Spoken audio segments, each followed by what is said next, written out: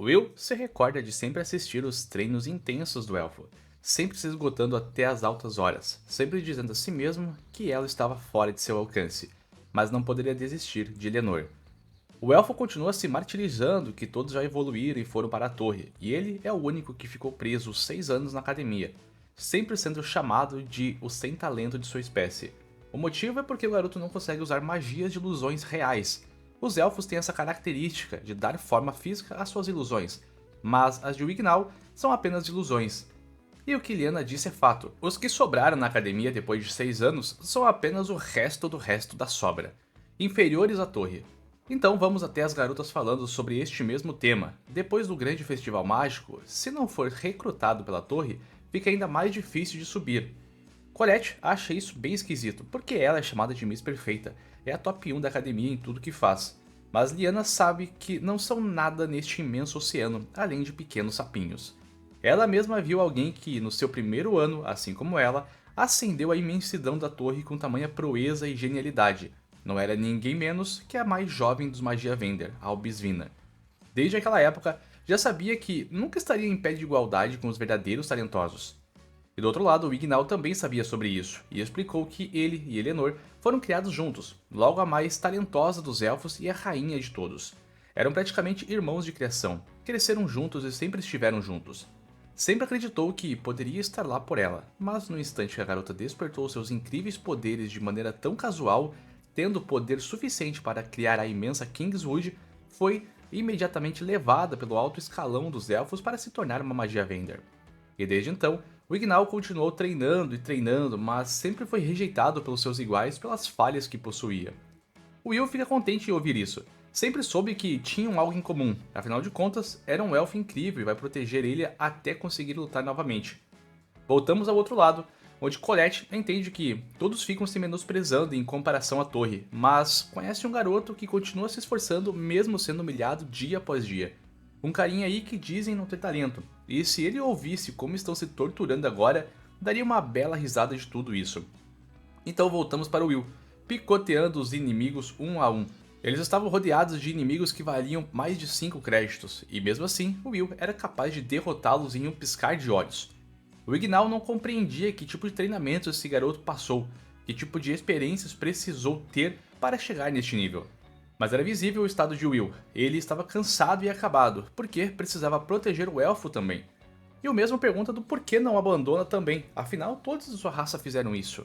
E claro que o Will não faz isso, porque sabe que o Mané não é um elfo malvadão. E atrás deles, Kiki berra. Um ruído estranho estava se aproximando, e mesmo com o buscar de Wignaw, nada se revelou. Então, só poderia ser aquilo, a masmorra dando origem aos monstros. E as paredes subitamente começaram a se contorcer, luzes disparando em todas as direções, e ruídos profundos como se fosse um estômago regurgitando comida. De cima deles, uma abertura é criada e um líquido denso e viscoso é jogado. Diversas criaturas de fogo são criadas a partir disso. E Will joga um artefato mágico que explode e puxa o Wignaw para longe. Estes são Balcars, monstros especiais deste andar que valem 11 créditos. Seus corpos flamejantes não são afetados com ataques físicos, e têm alta resistência contra magias também. Magos da torre precisam ter extremo cuidado com tais monstros, e só os elfos são realmente efetivos contra estes monstrengos. Então o Prota pede pela força de Wignaw para esta missão. Mas o elfo fica lá, todo choroso que sua magia é defeituosa, e se tentar não vai conseguir nada. Mas Will o encoraja, não existe problema em errar ou não conseguir, afinal precisam de erros para poderem avançar. Ainda avisa que não vai morrer nessa batalha, isso porque ambos têm o mesmo sonho, de ir para a torre e encontrar suas amadas. Por isso não podem morrer até lá. E isso ressoa na cabeça de Wignaw, as palavras que os dois tinham coisas em comum agora fazia sentido. E até mesmo do Prota, o chamando de elfo incrível. Mesmo sendo tão diferentes, de mundos diferentes, Will ainda o apoiava completamente. O Prota avança com toda a sua força tentando fatiar os inimigos, mas sua espada não funciona de jeito nenhum. O Wignaw pede que sua magia desta vez funcione com todas as forças, mas não funcionou. E aquela depressão dele continuava pesada. Os monstros continuavam lançando rajadas de magia que se combinavam e entrelaçavam. Kiki ajuda o Prota a se defender, enquanto ele faz aquele mega discurso motivacional que todo protagonista de shounen precisa fazer, e ele acredita no elfo. mesmo ninguém mais acreditando no seu potencial e o chamando de vergonha para sua espécie. Mas algo dessas palavras faziam o Ignal querer batalhar, não ter mais medo dos seus iguais.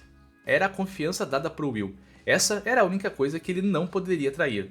E exclama que jamais desistirá de Eleanor, mandando sua magia o obedecer, e que abra caminho, conjurando diversos troncos enormes de árvores que se entrelaçam e destroem os inimigos em uma cena pra lá de incrível. De trás, o Ignal se ajoelha como forma de admiração ao Will, que ele seria um guerreiro digno de respeito. O Prota informa a mesma coisa, que sempre admirou o Ignal e sempre o observou, enquanto estende sua mão, com ambos se cumprimentando. Depois disso, o Will está usando um mapa que precisa de sangue para mostrar o posicionamento de onde estão, e Kiki também estava ajudando pra caramba a rastrear os demais companheiros. Então, somos levados até a duplinha dinâmica discutindo para tomar um golinho de água, e parece que os dois também não se dão tão bem assim. Julius nota que Sion está ficando cada vez melhor e mais forte, sua magia estava em um nível incrível, e de repente o Ruivo puxa Julius avisando que tem inimigos por perto. Mesmo usando o Buscar, não iria funcionar contra os inimigos que são do tipo demônio, eles poderiam se disfarçar. E a percepção de Sion salvou eles. De fundo, um dos sentinelas estava malucão correndo e destruindo tudo. E mais ao fundo ainda, diversos outros sentinelas apareceram. Era praticamente uma debandada. Talvez era culpa daquele outro monstro grandão lá de cima. Sion anda na direção daqueles sentinelas, sua face é de querer derrotar todos os monstros. Isso porque provou uma humilhação no passado e não deseja mais passar por aquilo. Nos andares superiores, a debandada dos monstros continuava nas bases. Um dos colegas de Julius fica para trás, mas antes de ser pisoteado, amassado, feito de tofu, um feitiço foi entoado. Lágrimas de sangue, bênçãos de uma decapitação, a donzela sagrada amaldiçoada. E com este feitiço, todas as sentinelas perderam suas cabeças pelas mãos de Edward. Então ordena a todos os estudantes que saiam dali o mais rápido possível. E de cima, o Orkner aparece com um corredor do céu, uma fera voadora domesticada.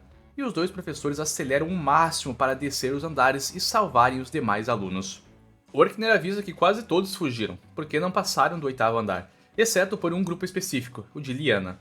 E eles sabem onde eles estariam, porque Kiki estava junto a eles, e o Orkner informa que estariam no 11º andar. Vamos até Colette, que estava soltando várias pedras pelo caminho, e se passaram 16 horas desde que caíram dentro desta masmorra. A fadiga estava começando a bater, mas logo chegariam a seus limites. Lyanna pede desculpas, suas ambições deixaram todos correndo perigos, e fica se culpando por estarem ali, mas agradece Colette por estar junto a ela. E de repente, ouvem um passo atrás delas, então somos levados novamente até o Ignal sentindo mana por perto.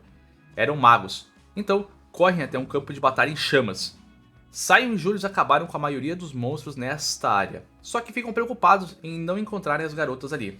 Então, voltamos até elas, e elas acabavam por observar o professor Bruno, mas não parecia estar certo, e realmente não estava. A cabeça dele desgrudou e caiu no chão. O homem à frente começa com escritas mágicas, saudando as garotas. E mais ao seu lado chega outro homem mascarado e discutindo sobre as tarefas que tinham que fazer, e que se ficarem brincando, os segredos podem ser revelados. Colette questiona quem diabos eles são e por que tinham a cabeça do professor Bruno.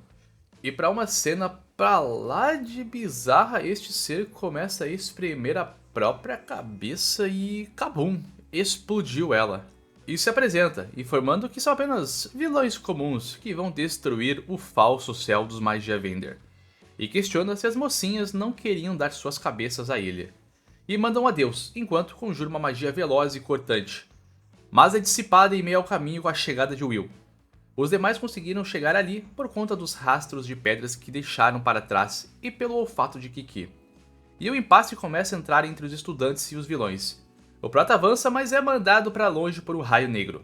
O Sem Cabeça, no fim, é apenas puxado pela gola pelo seu companheiro apressadinho. Não tinham tempo para lidar com essas crianças, com aquelas pessoas chegando perto. E o Sem Cabeça fica triste, porém convoca um grande portal e manda o Duque matar todo mundo.